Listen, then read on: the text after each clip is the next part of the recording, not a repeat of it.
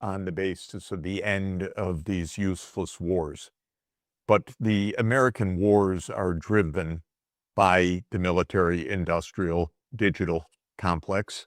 I think it's important to add digital now because big tech is absolutely a party and a profit center of these wars.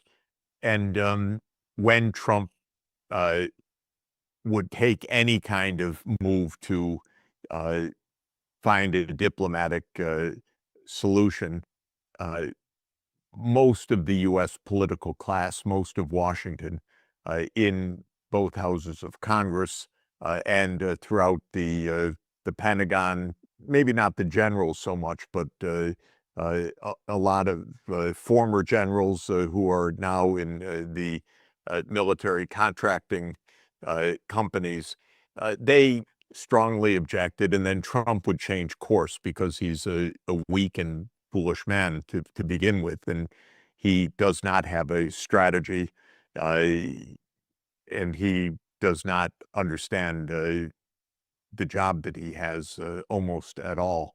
So I would say, Glenn, that you could say that there was a change of rhetoric because Trump thought it's just fine that the war is escalating. Yes, Trump said, whether it's meaningful or not, that Ukraine will be able to produce Patriot missile systems and so forth.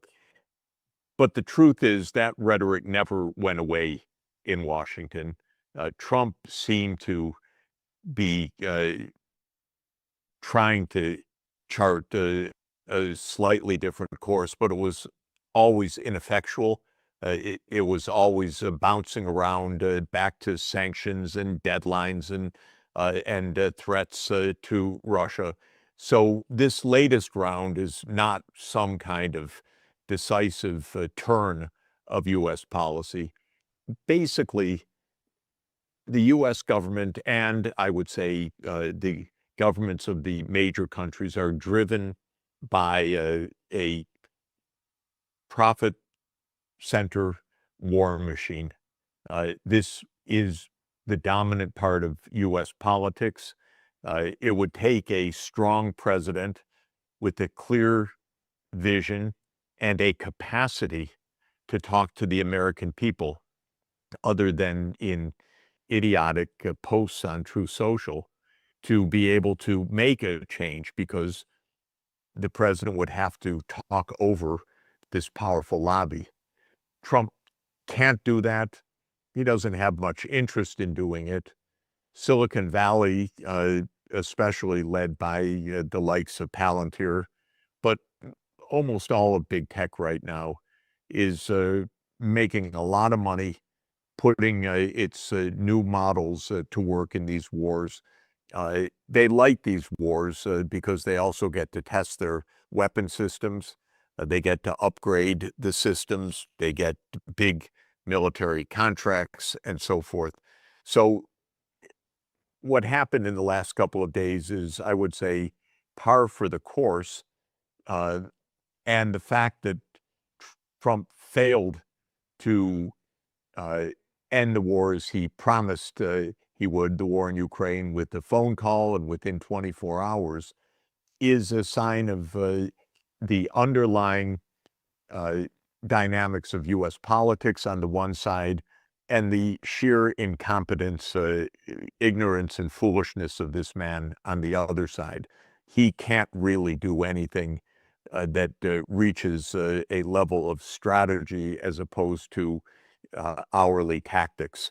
Tactics he can do hour to hour, though not consistently, but strategy he's unable to do. Well, Mark Rutte, the NATO Secretary General, he seemingly threw NATO's weight behind the U.S. war on Iran by arguing that this America's decision to go back to war against Iran was totally justified, and essentially, giving his full support. However, it also sends a very direct signal to the Russians, that is, that NATO is not talking about peace anymore, only war. And we saw now that the Kremlin spokesperson, Dmitry Peskov, was arguing that, well, before this summit as well, that the special military operation, it has now become a war because of NATO's involvement. There doesn't seem to be much effort anymore to prevent this march towards World War III. But I did want to ask you, though, how do you see this statement by the Russians? How will this change? Are they simply, have they given up on the US diplomacy? Do they see it as a fraud like in Iran? Or how do you make sense of these new developments? I don't think anyone in the Russian leadership gives any heed whatsoever to the U.S. or to U.S. diplomacy. I think that they try not to antagonize Trump unnecessarily, but nobody in the Russian leadership is expecting Trump in any way to play a decisive or even an active role in stopping this war. That's over. I think they had some hope early on, but I think what's happened proves Putin's famous adage from a 2017 interview when he famously said that he had by then worked with several presidents. They come into office with ideas, but then men in dark suits and blue ties and briefcases come and explain how the world really is to these presidents, and you never hear of those ideas again. So Putin had a lot of experience, and I've spoken to Russian leaders over the years. They have a lot of experience knowing that presidents come and go, but the U.S. Security state, the military-industrial digital complex, is the deeper part of American policy. So I don't think that they ever absolutely were betting on the U.S. to resolve this conflict, but I think they were hoping that maybe Trump would do something, and I think that they put some effort into that the first year. But by already the end of 2025, I think they had really given up on this.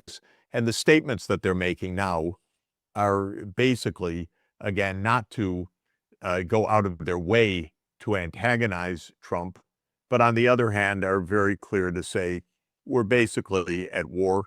We don't think diplomacy is going to solve anything. We're going to win this war.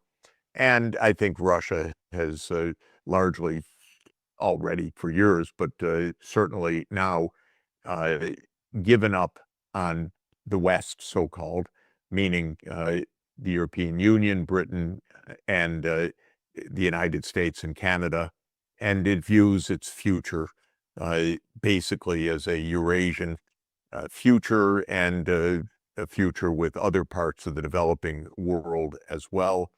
And my view is that that's essentially China's view. It's essentially Iran's view.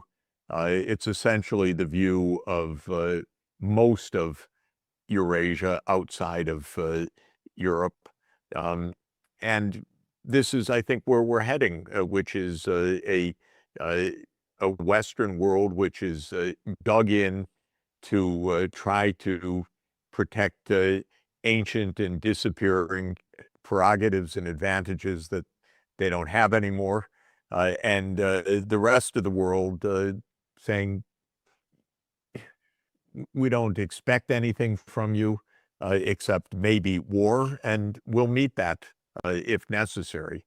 Of course, the disaster in all of this is that the war kills vast numbers of Ukrainians. It solves absolutely nothing, and there is no way possible for Russia to be defeated other than bringing us to nuclear war, because Russia is not going to surrender to strikes of Western support into deep Russia. It's going to escalate. And if pushed hard enough, and if those strikes were costly enough, it will escalate to nuclear war. And so the whole idea of these Western governments is a kind of profound ignorance and gratuitousness and recklessness that is astounding.